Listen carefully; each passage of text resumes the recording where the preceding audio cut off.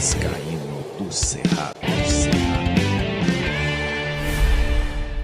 Fala galera, Vascaíno, eu sou o Thiago Fontes, falo direto de Brasília, Distrito Federal, trazendo mais um vídeo para o canal. Vamos trocar uma ideia, vamos falar de Vasco. Hoje tem, depois de quase um ano sem ver o Vasco jogar, a sensação é essa, né? Passa 10, 11 dias, a sensação é que a gente não vê o Vasco jogar há quase um ano, por causa dessa maldita data FIFA, né? Que infelizmente esse ano não tem mais. Agora a gente vai de Campeonato Brasileiro até o final do ano. A gente vai ver o Vasco entrar em campo. Para nossa felicidade, hoje tem futebolzinho na tela da TV, ou para nossa raiva, hoje é dia de passar 2 horas de estresse de frente à televisão, né? Hoje tem Vasco Internacional, jogo às 20 horas em São Januário. Vamos falar um pouco sobre essa partida. Antes de pedir uma moral, deixa o joinha, deixa o like, se inscreve no canal, que é importante para ele ser indicado no YouTube. Aí você compartilha, comenta, que isso ajuda também, beleza? Bom, como eu falei, o Vasco encara o Inter, parada dura. O Inter é um dos melhores times do segundo turno, tanto que saiu lá do Z4 para o G4, 14 jogos que não perde, enfim, mas também não é essa Coca-Cola toda, porque o Campeonato Brasileiro, o bom do Campeonato Brasileiro é isso, né? O improvável costuma acontecer. Aí o Vasco, que em São Januário só perdeu para o Criciúma na temporada. Mesmo com um time tão fraco, tão limitado, dá para chegar e dá para ganhar. Tanto é que o Vasco foi lá no Sul e ganhou do Inter lá. Ganhou lá, e não foi a primeira vez não. O Inter já vem perdendo para o Vasco em casa há algum tempo. Mas beleza, hoje às 20 tem Vasco. O Colorado, ainda, os caras que torcem para o Internacional ainda sonham com o título brasileiro, né? O Inter está garantido na Libertadores do ano que vem. Sobra chances remotas de um título brasileiro. Remotas por quê? Porque faltam 4 rodadas aí para acabar o Campeonato Brasileiro. 4 rodadas. O Inter tem 59, o Botafogo tem 10 pontos a mais. Ah, mas o Botafogo é o time pipoqueiro, que ontem perdeu a cabeça, vai perder o melhor jogador que foi inventar de jogar uma garrafa de água na cabeça de segurança. Como o time do Botafogo é cabaço, né, cara? Os caras estão com tudo na mão e aí deixa escapar de novo, né? Porque você vai perder o Luiz Henrique para uns jogos importantes. E aí o Botafogo pipoqueiro pode deixar o título escapar mais uma vez pelas mãos? Pode, só que a parada pro Inter é tão difícil que ainda tem o Palmeiras, que tem 57 pontos, que encara o Botafogo, né? E olha, tem um negócio, né? O Palmeiras encara o Botafogo faltando 4 dias para a final da Libertadores. Imagina agora a cabeça dos jogadores do Botafogo entrando para essa partida. Qualquer lesão estão fora do jogo do século, da história do Botafogo, que é a final na Argentina. Vão entrar com titulares, vão entrar com vontade de ganhar esse jogo contra o Palmeiras, pé de ferro. Então, você vê como é que as coisas já mudaram no Campeonato Brasileiro. Só que aí tem o Palmeiras, como eu falei, tem um time que ninguém tá falando absolutamente nada. E olha, anota aí, viu, cara? O Fortaleza vai ser campeão brasileiro. Ah, você tá ficando maluco? Olha, Fortaleza tem 63 pontos, ninguém tá falando do Fortaleza. Ele joga amanhã contra o Fluminense. Se ganhar, vai a 66, fica a 1 ponto do Palmeiras e a 3 pontos do Botafogo. Ah, mas loucura que você tá falando. Não. Fortaleza pega o Fluminense e vai fazer uma final de Copa do Mundo contra o Fluminense. Depois pega o Flamengo, né? E aí pega 2 times que eu acho que é o Atlético Goianiense, 2 times que estão ali, o Cuiabá, uma coisa assim, 2 times que estão ali já praticamente com destino selado.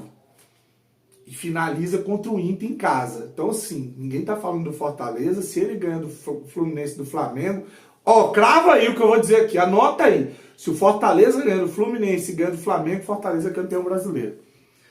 Anota, depois você me fala. Então vai ter gente me chamando de louco agora. Anota aí, depois você me fala lá na frente. Porque o Palmeiras pega pedreira, pega em confronto direto. O Inter pega confronto direto. O Botafogo pega confronto direto. E o Fortaleza vai comendo pelas beiradas. Bom, vamos pensar no Vasco, que é o nosso campeonato, né? O Vasco que tem 43 pontos. Daqui a pouco eu vou te mostrar por que o Vasco não cai para a segunda divisão, mesmo se perder hoje, que vai ter um monte de terrorista dizendo que, olha, vai cair, esse time vai cair para a segunda divisão, porque tem times ganhando. quando acabar aqui eu posso vir puto, xingar, falar um monte de coisa, mas dizer que vai cair, não vou fazer isso. E eu vou te explicar daqui a pouco por quê. Antes vou trazer a provável escalação do Vasco. Léo Jardim, PH, João Vitor, Léo Piton. Meu Deus, essa esquerda do Vasco é um pavor, cara. É horroroso, cara.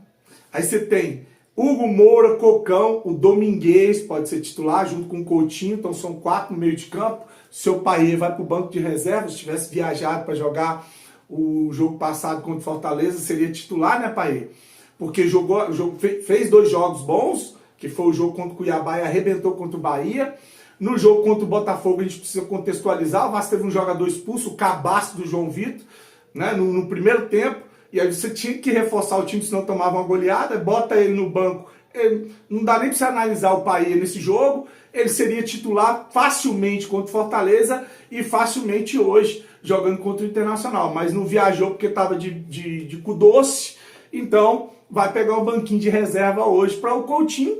Também é um jogador que não justifica a titularidade, né? Mas são os 4 jogadores do meio de campo do Vasco hoje, provavelmente. Hugo Moura, Cocão, Domingues e Coutinho. No ataque, o Emerson Cabeção, lá o Riasco 2.0, não sei se vai insistir com ele. Há uma possibilidade de entrar com o Leandrinho e o Verrete. Essa esquerda do Vasco, como eu falei, ela é podre. Léo Piton e o Emerson, não marca ninguém, é uma avenida ali. Você pode deitar e rolar nesse lado esquerdo do Vasco da Gama. Normalmente costuma ser assim, tomara que não, né? Olheiros, falando em Piton, olheiros da MLS estarão em São Januário para acompanhar o jogo, né, e o desempenho do Cocão, como eu falei aqui, do Matheus Carvalho, que tem chamado a atenção de times lá e da Europa, e do Piton, tá? Olheiros da MLS estão de olho do Piton também. Os times da MLS estão com foco no Vasco aí, porque jogadores que estão indo para lá costumam se destacar. O Thales Magno, quando chegou no primeiro ano, foi destaque, foi um dos melhores jogadores da liga, apesar de ser uma liga fraquíssima, né? Aí depois tem o Evander, né, que tá jogando pra caramba lá. Tem o Orediano, que pertence ao Vasco, fez o gol do campeonato, foi uma das revelações.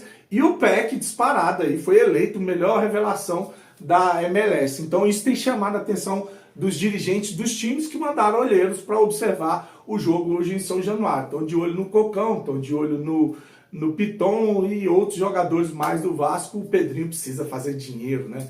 Porque senão não vai conseguir levar 2025. Bom, hoje tem jogo do Vasco Campeonato Brasileiro, então hoje tem o nosso campeonato na Implay.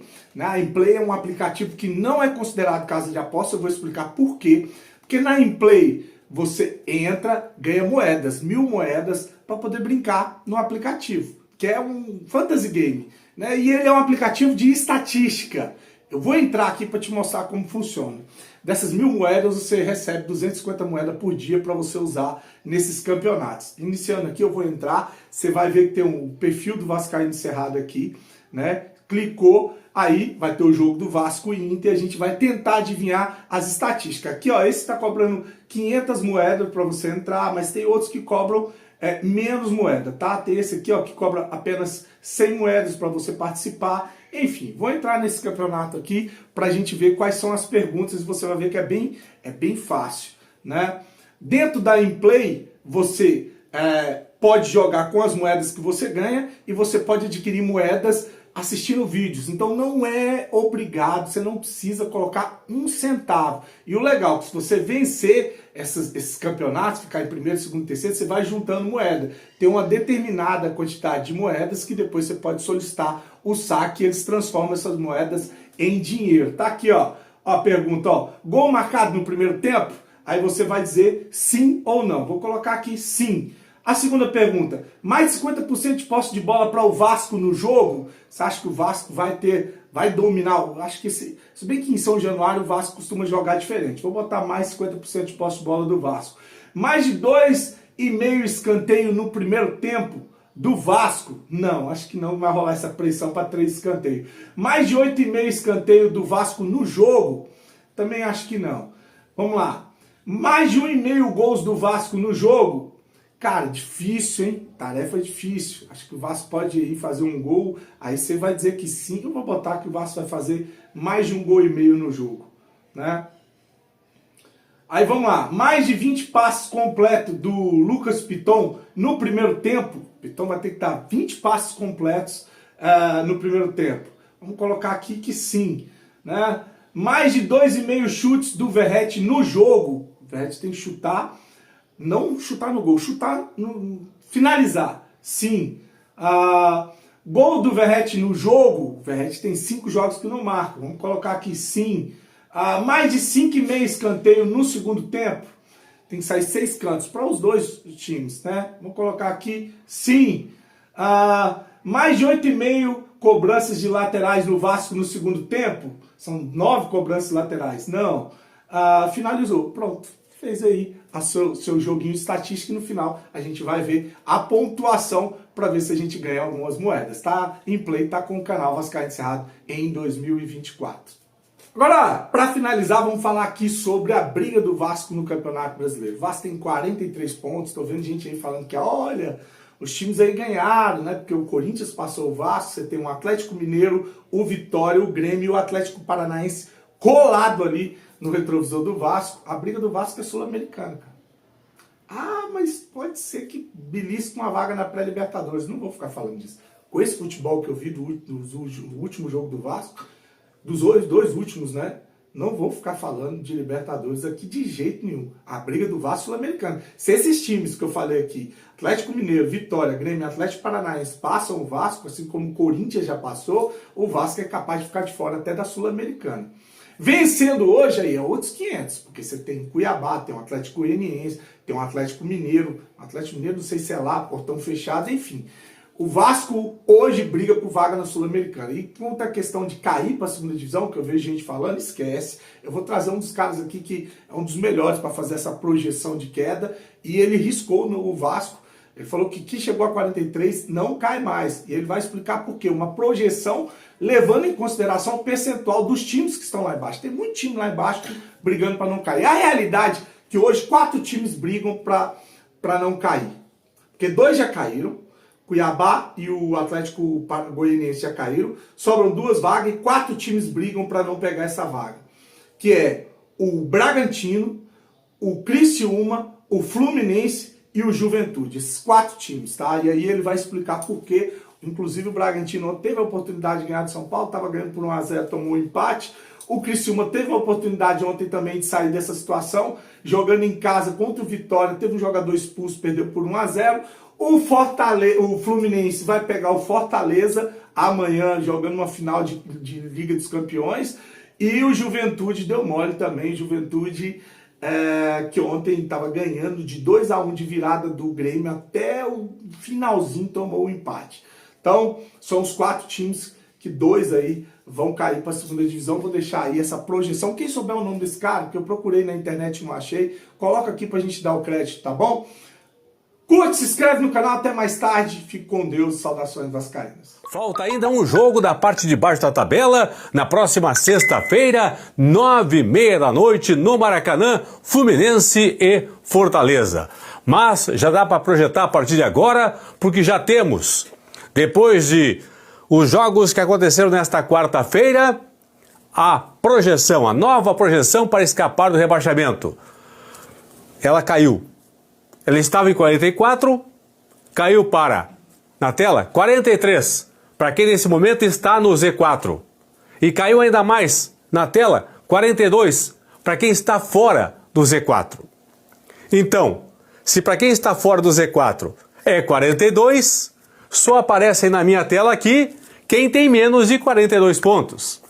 Vitória, Grêmio, Atlético Paranaense, Juventude, Fluminense, Criciúma, Bragantino, Cuiabá e também o Atlético Goianiense. A partir de agora, a nova projeção.